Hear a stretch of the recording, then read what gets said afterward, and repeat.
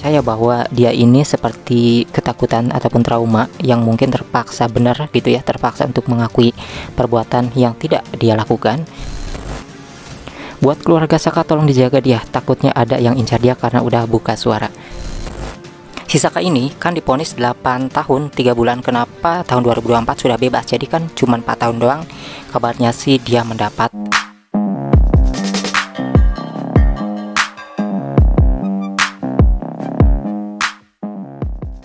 pengungkapan kasus pembunuhan Eki dan juga Pina di Cirebon masih dalam daftar pencarian orang. Terlebih-lebih lagi ini adalah pelaku utamanya yang belum ketemu. Siapa sih sosoknya? Siapa nama aslinya? Dan siapa saja yang menjadi anggota keluarganya? Apakah benar salah satu pejabat terlibat juga menjadi kerabatnya ataupun orang tuanya di situ? Karena ini yang masih ditunggu oleh masyarakat ataupun netizen. Nah, kemudian baru-baru ini juga itu ada pengakuan mengejutkan dari salah satu pelaku ataupun tersangka yang sudah dipenjara, yang mana pelaku ini sudah bebas. Dia bernama Saka. Nah, di sini Saka juga membuat pengakuan yang mengejutkan. Jadi yang sudah dipenjara dalam kasus pembunuhan Eki dan juga Pina ini ada 8 orang. Di antara 7 orang ini diponis ya seumur hidup. Kemudian Saka ini yang bebas sekarang itu dia diponis 8 tahun 3 bulan. Kenapa seperti itu? Karena dia dianggap pada waktu itu masih di bawah umur.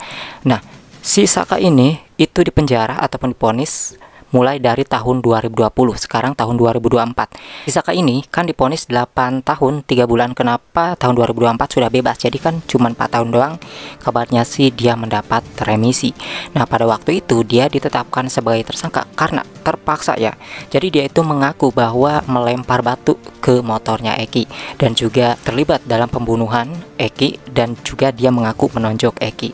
Itulah kenapa dia disebabkan menjadi tersangka ataupun dipenjara selama ponis 8 tahun 3 bulan, tetapi sekarang mendapat remisi jadi 4 tahun saja. Nah, setelah dia bebas, di sini dia mengakui, dan dari wajahnya juga kayak tegang ya.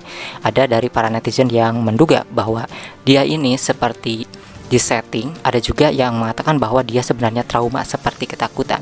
Nah, ternyata Eki ini mengaku seperti itu sebenarnya tidak melakukan yang sebenarnya, artinya dia mengaku secara terpaksa karena pada waktu itu dia dibawa ke kantor polisi. Kata pengakuan si Saka ini, dia diperlakukan yang membuatnya tidak kuat ya, kayak dipukul dan juga bahkan disetrum. Ini ada videonya, kita akan dengarkan dulu seperti apa pengakuan dari Eki.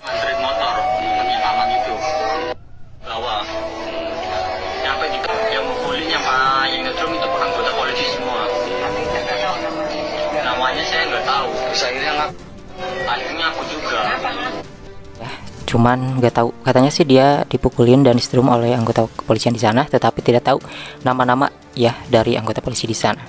Itu kan pengakuan dari Eki ya. Mungkin nanti kalau misalnya sudah di persidangan akan terbuka lebar seperti apa sebenarnya yang terjadi kayak gitu ya. Jadi sebenarnya di sini kesimpulannya adalah ada dugaan ya jika si Saka Tatal ini dia menjadi salah satu korban salah tangkap kayak gitu ya, sehingga dia diponis bersalah, terpaksa mengaku karena ya disiksa untuk mengaku kayak gitu. Seperti beberapa waktu yang lalu ya, beberapa tahun yang lalu ada kejadian kayak gini juga emang.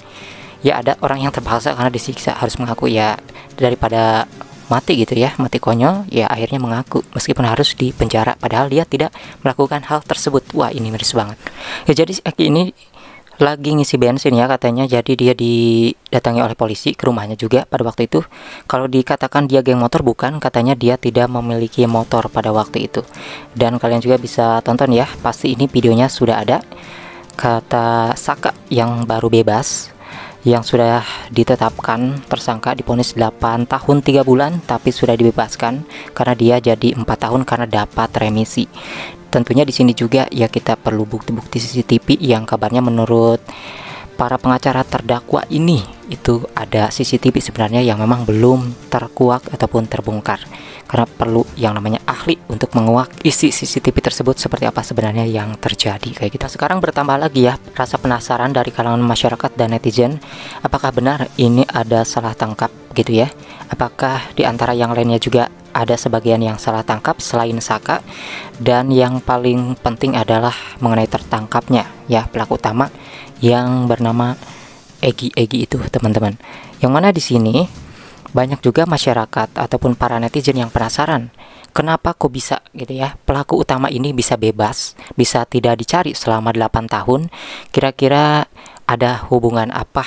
Apakah ada orang tuanya ataupun kerabatnya, keluarganya yang memiliki jabatan tinggi sehingga bisa terjadi seperti itu ya, yang mana pelaku utamanya tidak dipenjara, tetapi pelaku-pelaku yang mungkin terlibat dugaannya ya ini kan belum pasti juga.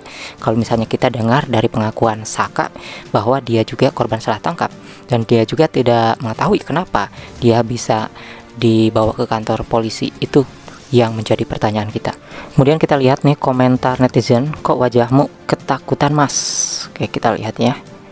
Itu trauma sama disuruh jalanin permainan, beda lagi bang, mana padanya wak pengacara, duit dari mana mereka? Ya, dari kalangan para netizen sendiri ini ada dua bagian ya. Ada yang percaya bahwa dia ini seperti ketakutan ataupun trauma yang mungkin terpaksa benar gitu ya, terpaksa untuk mengakui perbuatan yang tidak dia lakukan. Ada juga yang percaya bahwa dia benar-benar jujur kayak gitu. Nah, di sini banyak korban salah tangkap supaya kasus cepat kelar. Bukan salah tangkap, itu sudah direncanakan, soalnya pelakunya kan ada anaknya polisi, lucunya negeri kok. Lucunya lagi, setelah muncul film Pina di bioskop, polisi malah nambah list jumlah pelaku, kan kocak anjir. Ya seperti itulah ya reaksi dari kalangan para netizen yang melihat video ini. Namun kita tentunya bisa lebih positif ya dalam menanggapi berita-berita semacam ini sebelum kita mengetahui yang sebenarnya. Berasumsi ya boleh saja, tapi jangan sampai membuat keresahan aja ya sebelum kita tahu yang sebenarnya itu seperti apa. Karena soal kasus pembunuhan Vina dan Eki ini juga masih dalam tahap pencarian ya. Si korban-korbannya ini masih dalam tahap pencarian, yang mana masih para pelaku ini nampaknya sulit ya untuk ditemukan. Ada juga netizen yang menduga bahwa ya memang tidak dicari kayak gitu. Nah, sekarang netizen ini cerdas-cerdas ya, bahwa mereka ini banyak sekali para netizen yang mencari akun-akun lama dari Egi ataupun para pelaku. Namun sayangnya banyak akun-akun fake ya yang dibuat oleh oknum-oknum ataupun orang-orang yang tidak bertanggung jawab untuk mendapatkan banyak followers. Biasanya kalau misalnya ada kasus yang viral, apapun itu, mau artis mau orang biasa, dia itu banyak ya suka ada akun-akun fake yang dibuat untuk mendapatkan banyak followers, padahal akun fake kayak gitu.